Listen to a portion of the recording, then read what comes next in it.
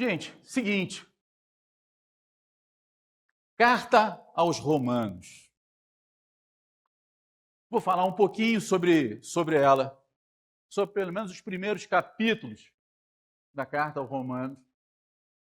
E confesso, Hilton, que você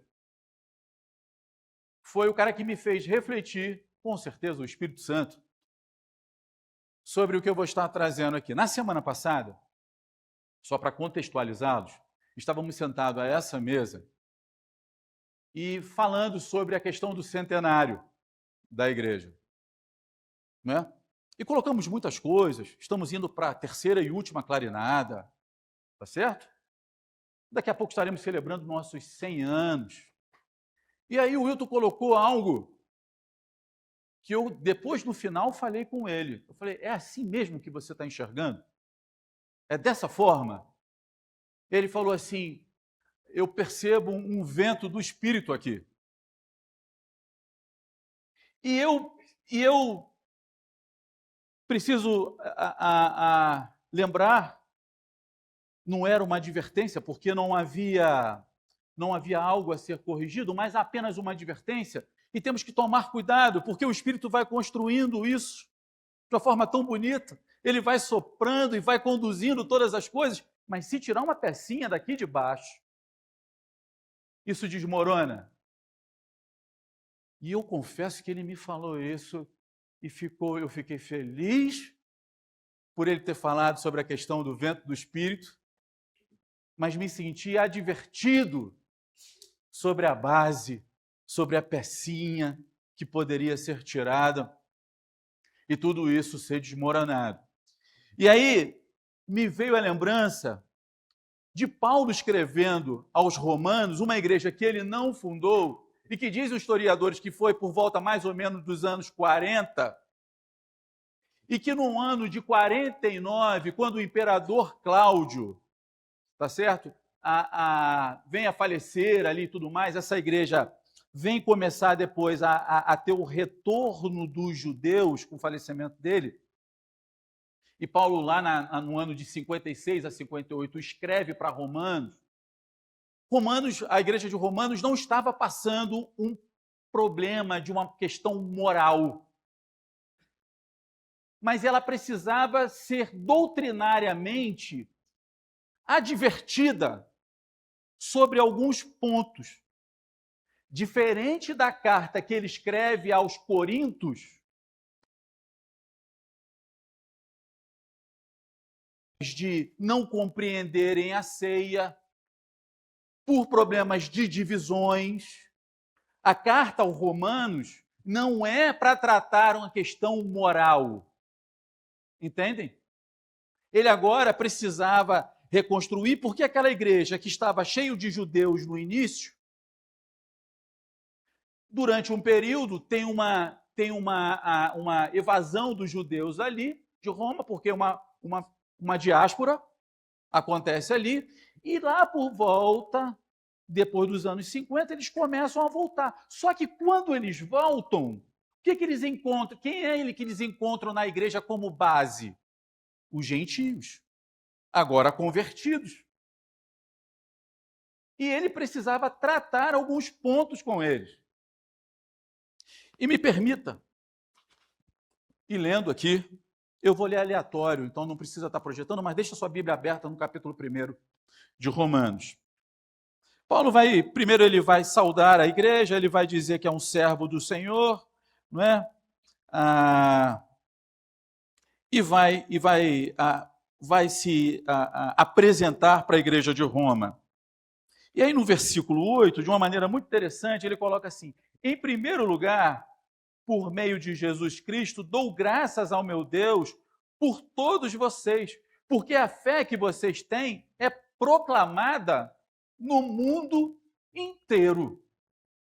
Bom, a fé que a igreja de Roma tinha era algo que estava sendo expandida para todo mundo, mas isso não significava dizer que eles não precisassem de uma construção doutrinária, de um ponto de advertência. Para quê? Para que aquela base não fosse a retirada e desconstruísse tudo aquilo de bom que eles já viviam experimentando. E aí Paulo vai dizer, olha, eu até desejo muito estar com vocês, né? No versículo 15, ele vai dizer assim, eu desejo muito estar com vocês. Por isso, quanto a mim, eu estou pronto a anunciar o evangelho também a vocês que estão em Roma. Você pode parar para perguntar assim, puxa, ele está dizendo que está pronto para anunciar o evangelho em Roma? A igreja já não era cristã ali? A fé dele já não vinha sendo proclamada em todo o mundo? Ele vai pregar o evangelho para Roma? Ele está dizendo, eu vou pregar o evangelho. Eu vou, não para que vocês possam compreender quem é o Cristo, a fé de vocês em Cristo Jesus já está sendo pulverizada pelo mundo, está tudo ok, está tudo muito bonito. Eu quero estar com vocês, eu quero repartir do dom com vocês, eu quero aprender, e vocês comigo, mas eu estou pronto para ensinar para vocês algumas questões que talvez vocês estejam passando desapercebido na vida de vocês. Eu quero me fazer presente, eu quero tornar a tua vida de maturidade espiritual consistente, para que nada venha de fato destruir ou passar de pensamento impuro, leviano, que venha colocar essa barreira adiante, lá na frente, sendo destruída, desfeita. Eu anotei o seguinte aqui, Paulo percebe que uma igreja pode possuir uma excelente reputação e, ao mesmo tempo, precisar de profundo amadurecimento doutrinário. Ele falou assim, eu estou disposto, viu? Eu estou disposto a caminhar com vocês aí. Eu estou disposto a escrever com vocês mais algumas coisas. Essa diferença é enorme, porque reputação não garante maturidade. O fato de você pertencer à primeira igreja batista de Osasco não permite você, ou não leva você, a ter uma robustez espiritual ou um processo de maturidade. O que leva você, às vezes, a ter uma boa fama. Você faz parte de uma boa igreja. A fé de vocês tem sido pulverizada por Altino, por Osasco, está tudo muito bem. A nossa fé está tudo tranquilo, está sendo expandida. Mas e a nossa maturidade? Como nós estamos lidando com tudo isso? O que nós estamos fazendo, de fato, para que a nossa fé se torne consistente todos os dias e para aqueles que nós recebemos em nosso meio sejam tratados com dignidade, não sejam vistos com os olhos de julgamento, sejam contemplados em amor, sejam assistidos em graça. E aí ele vai tratar, ele começa a escrever no primeiro capítulo, e primeiro ele vai fazer uma armadilha retórica agora, e vai tratar com os gentios pontos que os judeus vão aplaudir a ele. Vão começar assim. Prestem atenção, versículo 18. A ira de Deus se revela do céu contra toda a impiedade e injustiça dos seres humanos, que por meio da sua injustiça suprimem a verdade. Versículo 19, pois o que se pode conhecer a respeito de Deus é manifesto entre eles, porque Deus lhe manifestou, porque os atributos invisíveis de Deus, isto é, seu eterno poder e a sua divindade, claramente se reconhecem, desde a criação do mundo, sendo percebido por meio das coisas que Deus fez. Ele está dizendo aqui, olha, para todo mundo, ninguém pode se considerar negligente contra a existência de Deus. Existe uma revelação geral a toda criatura. Então, entendo, esse Deus, ele se revela a todos. Primeiro, ele vai trabalhar o todo. Ele está se revelando a todos. Aí, porque tendo o conhecimento de Deus, não glorificaram, versículo 21, porque tendo o conhecimento de Deus, não glorificaram como Deus, nem lhe deram graças. Pelo contrário, se tornaram nulos em seus próprios raciocínios. Ele está dizendo assim, bom, todos agora são indesculpáveis diante de Deus. Todos têm o conhecimento pela revelação geral de que existe um Deus. E ainda que conhecessem isso, ele está dizendo assim, você tendo conhecimento disso, ainda assim não glorificaram o seu Deus. Ele vai apertando. Imagine você, uma igreja gentílica, crescendo com o povo judeu, voltando agora para dentro da igreja, e aí o judeu olhando, isso aí, tá vendo? Está dizendo para você. Vocês é que não glorificam a esse Deus. Vai no versículo adiante, versículo 22. Dizendo que eram sábios, se tornaram tolos e trocaram a glória de Deus incorruptível por imagens semelhantes ao ser humano, corruptível às aves, aos quadrúpedes, aos répteis. Por isso, Deus os entregou à impureza pelos desejos do coração deles, para desonrarem o seu corpo entre si. Eles trocaram a verdade de Deus pela mentira, adorando e servindo criatura em lugar do Criador, o qual é bendito para todo sempre. Fala assim, olha, por causa vocês não glorificaram a Deus, por vocês terem trocado, né, o culto a Ele por outros deuses, Ele está te entregando a todo tipo de sorte de impureza. E vocês estão vivendo a esse bel prazer. E agora Paulo, aos Romanos, ele vai começar a elencar uma série de problemas. Vocês trocaram a verdade de Deus pela mentira, adorando e servindo criatura em lugar do Criador, que é bendito para sempre. Por causa disso, Deus os entregou às paixões vergonhosas. Ele não estava dizendo simplesmente para Roma. A carta aos Romanos, ela continua ecoando, para os dias de hoje. Quando muitos de nós temos conhecimento para quem nós devemos honra e glória, e paramos de dar a glória a quem é devido, e permitimos com que as paixões tomem conta das nossas vidas, sequestrando a glória e o louvor a quem é devido de direito. Uma igreja, para se tornar saudável, ela precisa compreender de fato, não apenas de forma teórica, a quem deve ser dado toda a honra e toda a glória. Não é a figura e a imagem pastoral, por mais amor que nós tenhamos, não é a figura e a imagem do ministro de louvor ou de um irmãozinho muito qualificado, a quem nós reconhecemos que Deus o faz instrumento bendito em sua casa. A honra e a glória das coisas devem ser dadas sempre ao Senhor Jesus. E isso precisa ser reproduzido. E Paulo vai tratando com a igreja. E ele vai trabalhar uma série de pecados. Só que essa série de pecados agora, que ele vai começar a trabalhar sobre a questão da sexualidade, depois vai trabalhar um ponto que os religiosos, que os judeus vão começar a prestar atenção de uma maneira diferente. Prestem atenção aqui.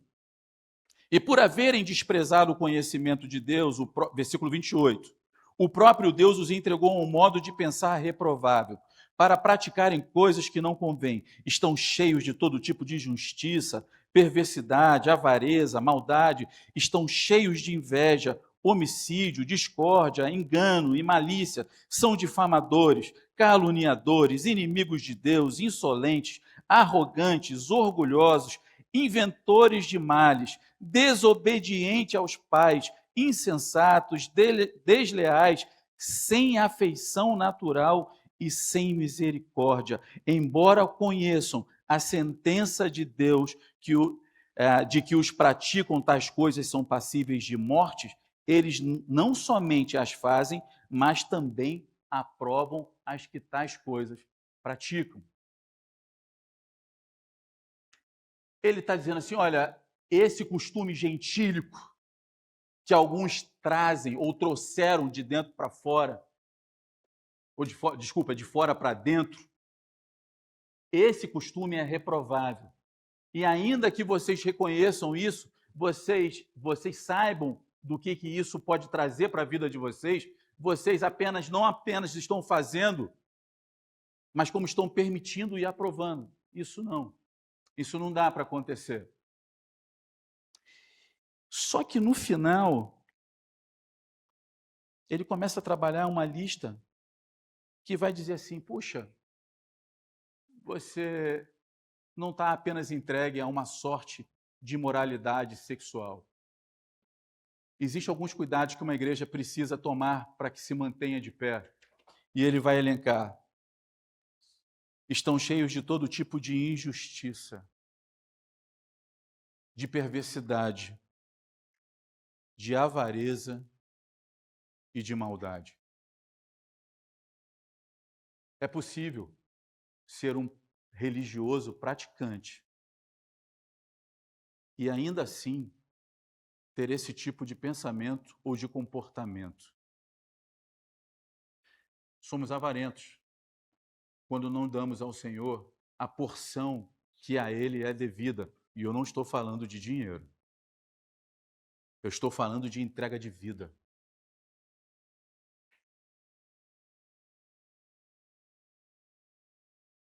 A gente se cansa por qualquer coisa. Diz que não tem tempo para nada. Que não dá para entregar mais nada. Que já deu tudo.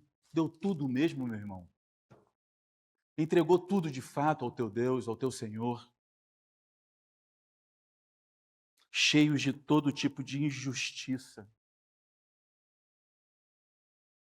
Praticamos justiça quando entendemos que aquele que chegou numa igreja, independente do local, da sua história, pode alcançar a mesma graça que um dia alcançou a mim e a você. E por isso é que nós o amamos. E por isso que nós caminhamos juntos. É por isso que nós o abraçamos. É por isso que nós choramos com ele. Se não for assim, o evangelho não é verdadeiro em nós. Sabemos qual é a consequência do que nos leva a nos tornarmos injustos, perversos, maldizentes, roubadores do Senhor. Conhecemos a consequência, mas por que nós não tratamos a causa? Se nós sabemos de fato o que é para ser feito, continuamos aí espalhando a nossa fé, mas a nossa comunidade pode estar sofrendo algumas necessidades de ajuste, para que tudo isso não venha se desconstruir lá na frente. Há uma preocupação de se crescer de forma saudável. Eu não me lembro o nome do autor, mas ele escreve um livro chamado 9 Marcas para o Crescimento de uma Igreja Saudável. Existem marcas de uma igreja para crescer saudável. Uma delas é compreendendo as Escrituras. No capítulo 8, eu estava dizendo hoje para os jovens em Neemias, no capítulo 8, o povo é que vai até Esdras para pedir Esdras. Leia as Escrituras. Leia as Escrituras. Precisamos retomar isso. E Esdras lê. No capítulo 9, o povo se arrepende. No capítulo 10, o povo vai lá e faz assim: eu faço um juramento, eu selo eu assino, eu chancelo aqui a nossa necessidade de voltar aos teus caminhos, de declarar a nossa fé de uma forma autêntica, de recomeçar o nosso caminho, de reconstruir a nossa espiritualidade. Meu pastor no passado, o pastor Saulo, ele dizia uma coisa interessante. Ele falou assim: olha, eu não tenho numerofobia. Eu não tenho fobia de crescimento.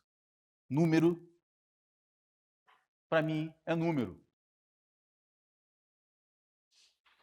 Mas crescer de forma saudável, de forma inteligente, de forma madura, requer postura e compreensão daquilo que Deus tem para mim e para a sua vida. E ele vai mais além. Versículo 1 do capítulo 2. Por isso, você é indesculpável quando julga os outros, não importando quem você é, pois naquilo que julga o outro, você está condenando a si mesmo, porque pratica as mesmas coisas que condena. Por isso você é indesculpável quando você julga os outros, não importando quem você é. Quem é você? Quem é você quando os holofotes não estão sobre a sua vida? Quem é você quando ninguém te assiste? Quando só o Senhor, que te vê no secreto, pode contemplar o teu coração, quem é você? Sabe por que muitas pessoas entram pelas portas das igrejas e saem? Porque não veem um amor sendo derramado e destilado na proporção que aquilo é verbalizado dos púlpitos. E o problema não está na verbalização do que é pregado no púlpito, o problema está na aplicação cotidiana daquilo que é verbalizado aqui, daquilo que é dito teoricamente, mas que precisa ser vivido em prática. Mas nós estamos prontos para julgar. Se a Marta falhar, eu estou pronto para julgar. Se a Geilma falhar, eu estou pronto para julgar. Mas eu não estou pronto para oferecer o meu ombro, para andar junto e partilhar da graça que um dia eu recebi e transmiti-la com a veracidade com a qual me alcançou e transformou a minha vida. Se isso não for assim, não crescemos. E se crescemos, crescemos para poder cair. Crescemos para sofrer na frente, para ficar uma história lá na frente se lamentando da onde foi que nós erramos. Continuamos, às vezes, exilados, não mais agora subjugados a um império, mas subjugados pelo nosso próprio ego, vivendo uma pequenez de um evangelho. Em Atos 2 diz o Senhor que ele acrescentava dia após dia, porque tinham uma vida em comum, uma vida intencional, uma vida de comunhão genuína, que entregavam o seu tudo. E quando tentaram enganar, quando tentaram dizer, eu vendi a minha herdade e agora eu vou te entregar todo, não, porque você mentiu a mim, não o Espírito, você morrerá. O Senhor tem um zelo pela sua palavra, o Senhor tem um zelo pela sua noiva. Paulo está dizendo, parem de brigar como meninos, vocês judeus condenando as práticas deles, eles olhando para vocês como meros religiosos. Vocês estão se garantindo na Torá, vocês estão se garantindo na circuncisão, mas não é isso que vai salvar vocês. Não é isso que vai permitir com que vocês vivam de forma autêntica, genuína e saudável, levando a marca de Cristo. Vocês compartilham em comum com uma fé em comum. Está até sendo pulverizada, mas precisa tratar. E não é questão moral, é questão espiritual.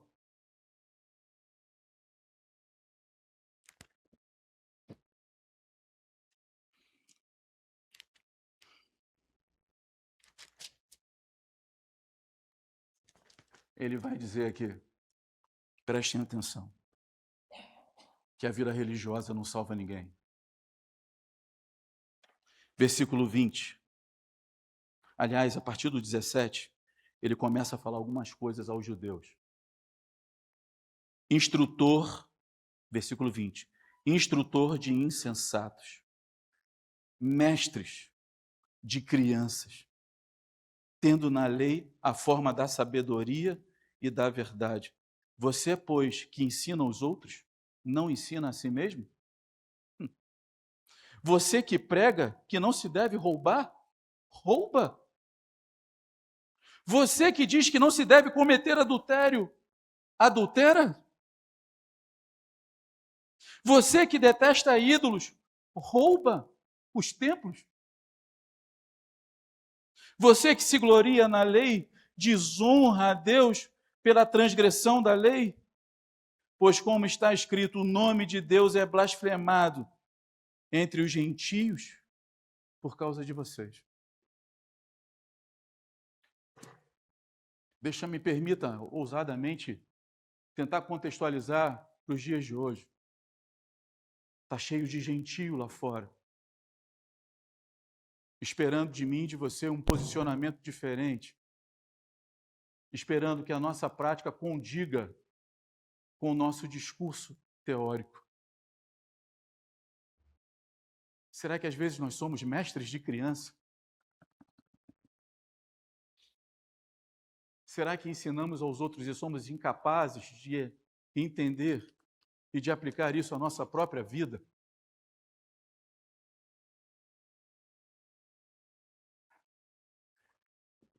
Os jovens hoje disseram, eu gostei da metáfora que colocaram, porque lá em Neemias capítulo 10, toda a liderança, o governador, os principais da sua época, os levitas, os sacerdotes, assinaram um documento e selaram, dizendo que a partir daquele momento não dariam mais os seus filhos e filhas aos outros povos, não negociariam mais dia de sábado, não fariam mais nada que os levou para viver aquele momento de exílio. Eles chancelaram isso.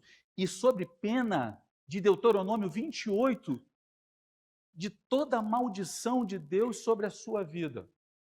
Eles sabiam, isso que foi dito nos jovens hoje, eles assinaram um contrato consciente dos juros do contrato que estava impondo. Você não formalizou isso de uma forma palpável, mas nós formalizamos isso no dia em que entregamos a nossa vida ao Senhor Jesus. Nós dissemos para Ele, Senhor, vivo não mais eu, mas o Senhor deveria viver em mim. Eu digo deveria, porque não é assim que acontece todos os dias. E é por isso que a gente começa a se tornar um ser humano carente, vazio, e não sabe aonde recorrer. Como é que agora eu busco a solução para a minha vida? Eu sei onde eu estou pecando, eu sei a raiz, eu sei a causa, mas o meu coração não muda. Eu não consigo cumprir todas as leis, são 613 leis, eu não consigo cumpri-las. Tem muita regra, eu tento, eu não consigo. E aí eu tento apelar.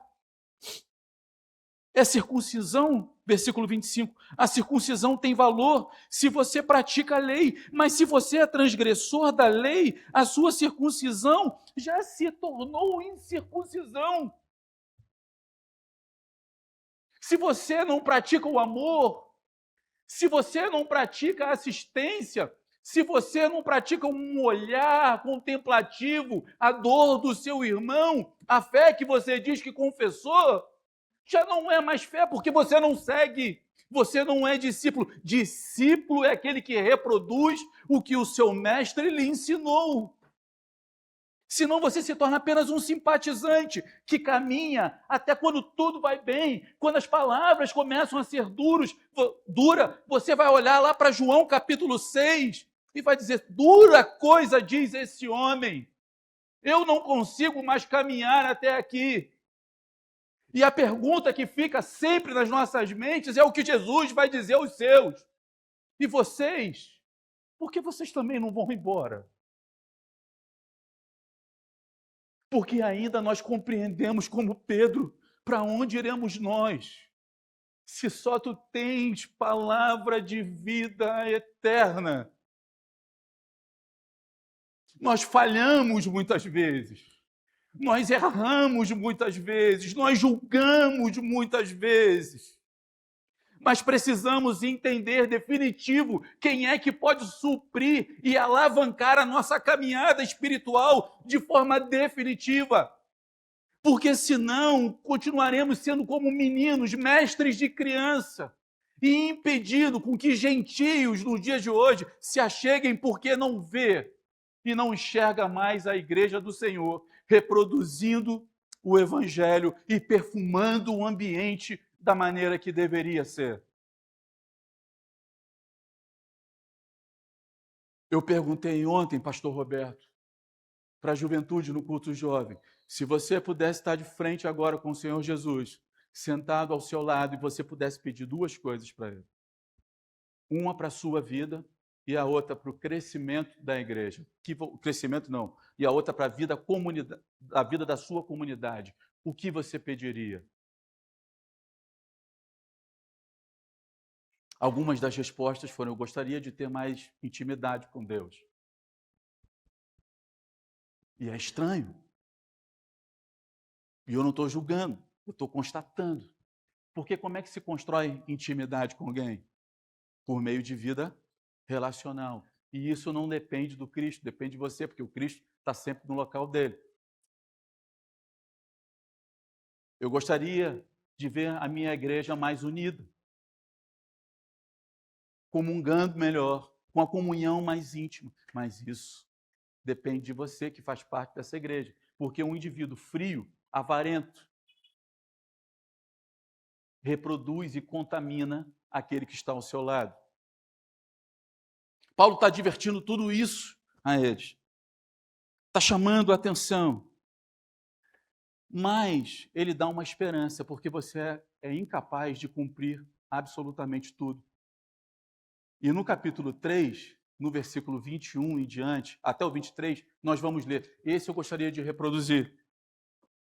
A gente vai caminhando para o final.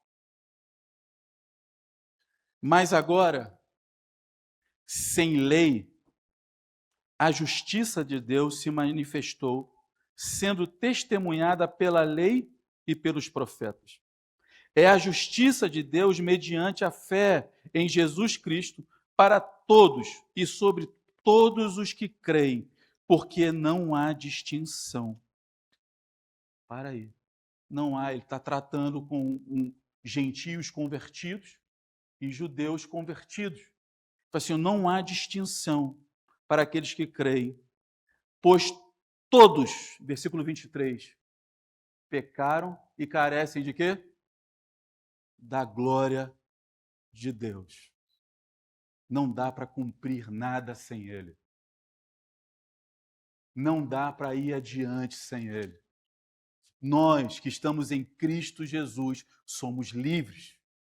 E nele nós temos autoridade para dizer não ao pecado, não à avareza, não à imoralidade, não à falta de amor. Nós podemos dizer isso porque estamos nele.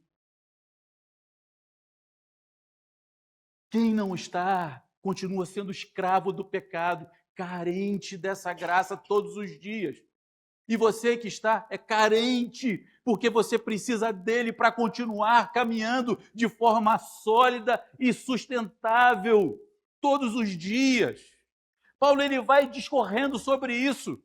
Para você, gentio, que foi mergulhado nesse tipo de coisa lá fora e que trouxe para dentro e que continua provando, olha, isso é detestável, isso conduz à morte. Para você, judeu, que está confiando porque faz parte do povo da aliança com o Senhor, que confia na Torá, que confia na circuncisão, não é isso que vai te salvar. Todos, sem exceção, carecem da glória de Deus. Todos precisam dele. A tua reputação não produz maturidade.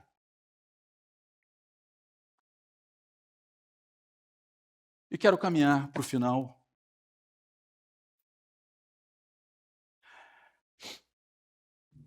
Parando para lembrar a você algo bem interessante. Paulo está escrevendo aos Romanos, mas se você pegar lá em Lucas 15, versículo 1, 2 e 3, você vai ver Jesus fazendo um discurso para dois tipos de público: publicanos e gentios e outro grupo de fariseus. E ele começa a tratar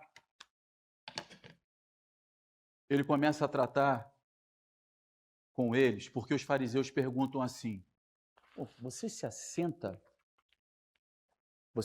à mesa com pecadores? É isso mesmo? É isso que você faz? Aí Jesus, de uma maneira muito inteligente, ele começa a ilustrar por parábolas. E pelo menos 3 seguidas ele começa. A 100ª ovelha, uma que sai do aprisco, se perde, e o seu buscador vai atrás.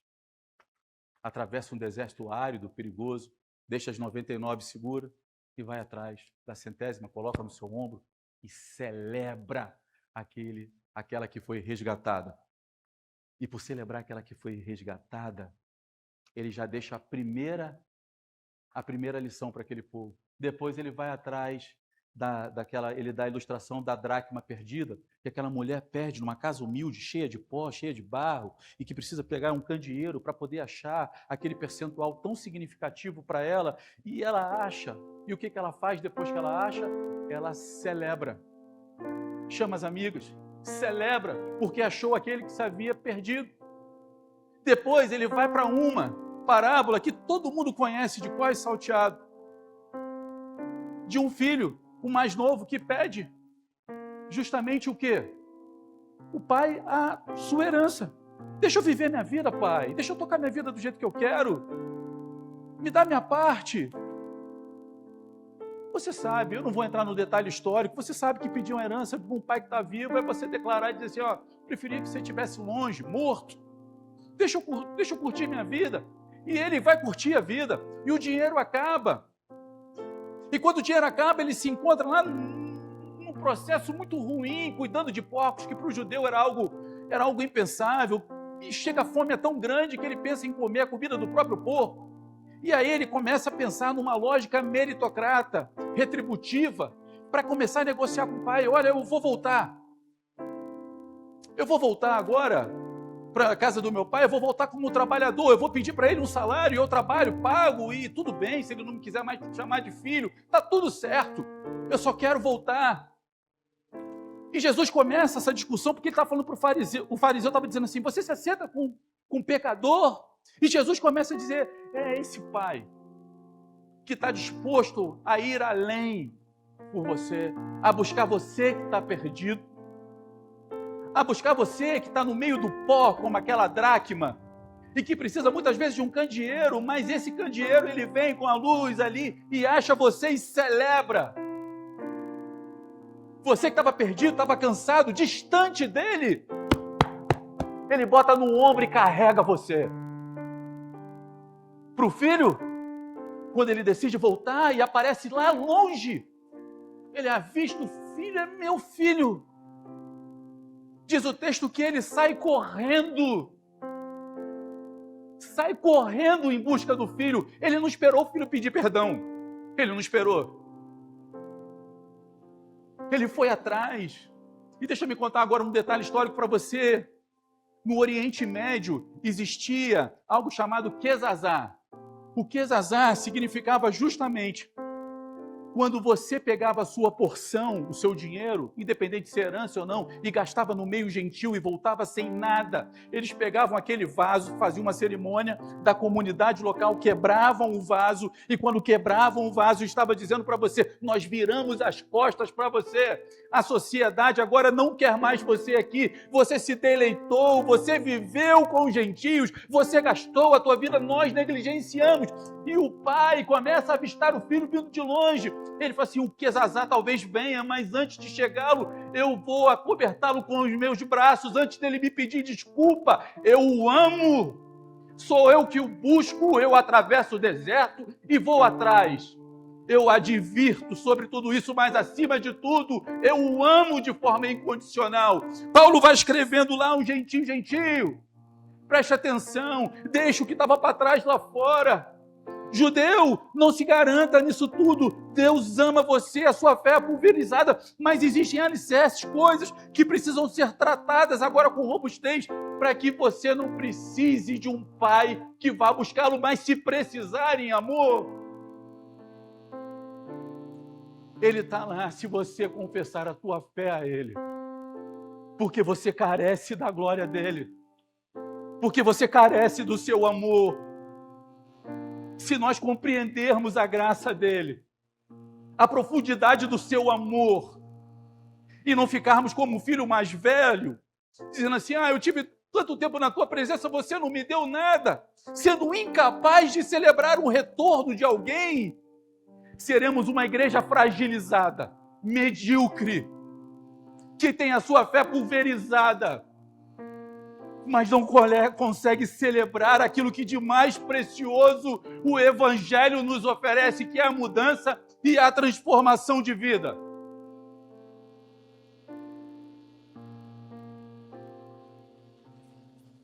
Eu falei ontem para os jovens, eu sonho com aquilo que o Monção tem sonhado. Não é possível que a gente não sonhe a mesma coisa. Ele tem um sonho de gente caminhando ao batistério. Só vai passar pelo batistério aquele que ainda não teve o encontro com Cristo. Ele não teve um sonho de uma igreja cheia, onde muita gente sentava e ficava sentado aqui. O que é que estava sonhando, dizendo assim, olha, tem muita gente para ser alcançada. Tem muita gente para entregar a vida e eu estou disposto a correr em amor ao encontro deles. E eu quero usar a Igreja Primeira Batista de Osasco para promover isso. Eu sonho com isso. Só que isso só acontece se nós não formos um impeditivo para aquele que está perdido se achegar. Ou mudamos o nosso coração e a nossa forma de enxergar a vida por meio da luz de Cristo, ou continuaremos com o risco de alguém tirar alguma pecinha, e Satanás é mestre nisso, e tudo desmoronar. Vamos ouvir um cântico agora. Vão dizendo, este recebe pecadores e come com eles. Romanos capítulo 15, versículo 2. Lucas capítulo 15, versículo 2. Romanos capítulo 5, versículo 8 diz assim: mas Deus prova o seu próprio amor para conosco pelo fato de Cristo ter morrido por nós quando ainda éramos pecadores. Se entendermos isso, aquilo que o fariseu condenou, mas que ele ensinou o que é o amor de um pai que corre atrás, ele nos dá uma dica e uma estratégia excelente de crescimento. Saudável, levando uma marca principal, a marca do amor de Cristo sobre uma igreja que quer crescer de forma saudável. Que você possa pedir nessa manhã um coração novo ao Pai, todos os dias. Que essa graça, essa misericórdia nos alcance. Em nome de Jesus.